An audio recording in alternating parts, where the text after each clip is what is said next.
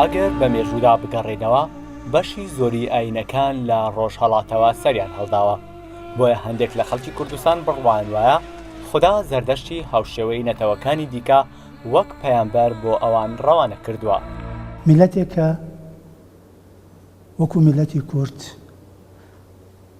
خەسائیسی تایبەتی خۆی هەبێ، پێغەمبەرەکەشی هەر بەو شێوەیە باسی پەروەردگاری خۆی ئەکات، ناتوانێت بە دەرلەوە باسی بکە.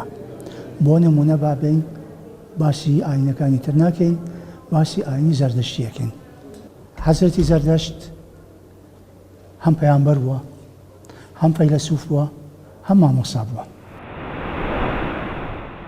یەکێک لە ئاتەشگاکانی زەردەشت لە دەربەندی خانە بەڵگا مێژوویەکان دەیسەلمێنن کە لە سەردەمی پاشانستی ساسانیەکان بنیات نراوە. پەرستگاکە ڕووبەرێکی بەرفراوانی داگیر کردووە، لەو سەردەمەدا وەک شوێنێکی گرنگ بەکارهێنراوە. کە مێژی سەردەمەکەی دەگەڕێتەوە بۆ ساڵانی 227 پێش زاین بۆ 650 زاین، کە ئەڵبەت ئەو کاتانەی قەڵەمڕەوی ساسانیەکان و یاخود سەڵتەنەتی ساسانیەکان ئەم ناوچەیەشی گرتوتەوە و ماوەیەکی زۆر ساسانیەکان حکمی ئەم ناوچەیان کردووە و شوێنکەوتوانی ئەو کاتەش زیاتر لەسەر بیر و بۆچوون و بیر و باوەڕی ئاینی زەردەشتی بوون. تۆ سێری کوردستان کەی لە هیچ شوێنەکانیە پەرستگایەکی کۆن نەبینی، ئەو پەرستگایانەش بە زۆربەی زۆریان نەگەڕێتەوە بۆ زمانی زەردەشت. پەرستگایان بەکارهێناوە بۆ شوێنێک کە ئاگری لێ بۆ کە خەڵک هاتووە ئاگری بردووە لەوێ. هەندێک جار لە هیندستانەوە هاتوون بۆ ئاگریان بردووە، چکە خۆ دەزانی ئەو وەسایلانە نەبوو کە ئاگر پێ بکاتن و هەروەها بەکاریشیان هێناوە بۆ طقوسە ئاینیەکانی خۆیان. ئاڤێستا کتێبی ئیلهام کراوی زەردەشتە، هەرسێ چەمکی وتەی چاک، بیری چاک، کردداری چاک یەکێکن لە پایەکانی ئەم ئاینە. ئاگر وەک ڕەمزێکی گرنگ سیر دەکرێت، بۆیە لە ئاتەشگاکاندا بەردەوام نەکوژاوەتەوە. لێرە شوێنی ئاگری پیرۆزە دوای ئەوەی کە چەند مترێک لەم خۆڵەکە لابرا بە تەواوەتی گەیشتە خۆڵەمێشی ئەو ئاگریان دۆزیەوە، کە دیارە ئەم ئاگرە بە بەردەوامی کە کراوەتەوە لێرە ئاگرەکە بە بەردەوامی هەبووە. زەردەشتی نەمر کەشتەکەی ناوی پرچستان بۆ پێی وجودی من داوای هیچ لە تۆ ناکەم کە بیکەی بۆ مێردەکەت بۆ هاوسەرەکەت، تەنها پێ دەڵێم سێشتی فێرکە. یەکەم وتەی چاک، بیری چاک، کاری چاک. ئەو سێشتەی فێرکە، چکە کە تۆ ئەو سێشتە فێری هاوسەرەکەت کرد مقابل بۆ سێشتە عینەن سێشتت دەسەکەوێتە ژیانتان بەخۆشی و بەشادی دەست پێکات.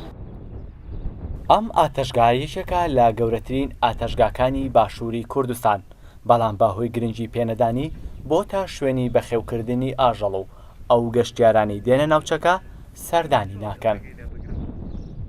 ئاتەشگایەکی زۆر گەورەیە، جیاوازتر لەر ئاتەشگایەکی تر کە لە کوردستاندا یاخود با بڵێن لە خاکی پارسیەکانە کە ماوەتەوە. ئەم ئاتەشگایە زۆر گەورەیە، وەکو ئەوەی کە من معلوماتم هەبێت لەسەر جێگاکە بە تێر و تەسەلی و بە دروستی تەنها یەک ئاتەشگایتر هەیە لە وڵاتی ئێراندا کە وەکوم ئاتەشگایە ڕووبەری بەرفراوانێکی دیاری هەبێت. بەشی زۆری وڵاتان هەندێک وڵات ئەڵمانیا و تەنانەت چەند وڵاتێک بوو بە تایبەتی ئەجنەبی ئەڵمانیەکان زۆر معجبن پێی وە سەردانیان کرد و ڕسمیان کرد و لە ناویشە تەنانەت گلەی ئەوانە کرد کە ئەم شوێنەکەەوە ئیمال کراوە. پەرستگای زەردەشتیەکان لە ساڵی 1997 بە شێوەیەکی نیوە نۆژەن کراوەتەوە لەلایەن بەڕێوەبەرەتی شوێنەواری گەرمیانەوە لە سەر هەمان ئەو دیوارەی کە پێشتر بە بەرد و قسڵ دروست کراوە. هەموو کەس زانی ئایری زەردەشت لە کوردستان بوونی هەبووە و ئێمەش لە ڕێی ئەو ڕێکخراوی زەن کە دامان مەزراندووە هەوڵە دەین کە هەموو پەرستگاکان نۆژەن بکەینەوە، هەوڵە دەین کە هەمویان بگەڕێنەوە سەر بار و دۆخی خۆی و تازەیان یعنی تعمیریان کەینەوە و بەکاریان بێرینەوە. بەلانی کەمە شوێنێکی شوێنەواریە کە ئەکرێت هەر دەوڵەتێ بیەوێ پێشکەوتنی ئابووری بەخۆی بمێنێ، یەکێ لەو سەرچاوە دارایانەی کە دەستی کەوێ پاراستنی شوێنەوارەکان و گرنگی پێدان و خستنە ناوی پرۆسەی شوێنەواریە بۆ ئەوەی خەڵکان بزانن سەردانی بکەن. لە نۆژەنکردنەوەی پەرستگاکەدا چەند تابلۆیەکی نووسرا و گۆزەیەک دۆزراوەتەوە کە ئێسکی دوو مرۆڤی سوتاوی تێدا بووە کە ئەمە وەک نەریتێکی ئاینی بووە لەو سەردەمەدا. لێرە لەناو ئەو کوپەڵەی کە دۆزرایەوە ئێسک و پرووسکی سوتاوی مرۆڤی کۆن بوون پێچێت ئەو مرۆڤانە بوو بێتن کە خزمەتی ئەم شوێنیان کردووە دیارە پلەپایی ئەو کەسانە لە ئاینەکەدا جیاوازتر بووە بەرزتر بووە. دوای بڵاوبوونەوەی پەیامی زەردەشت و پەیدابوونی پەیڕەوکارانێکی زۆر لە دەوری ئاینەکە زەردەشت لە تەمەنی 77 ساڵیدا و لەگەڵ 72 کەس لە پەیڕەوکارانی دەکوژێت. ئەم ڕووداوە لە ساڵی 1690 پێشزاین ڕوویداوە.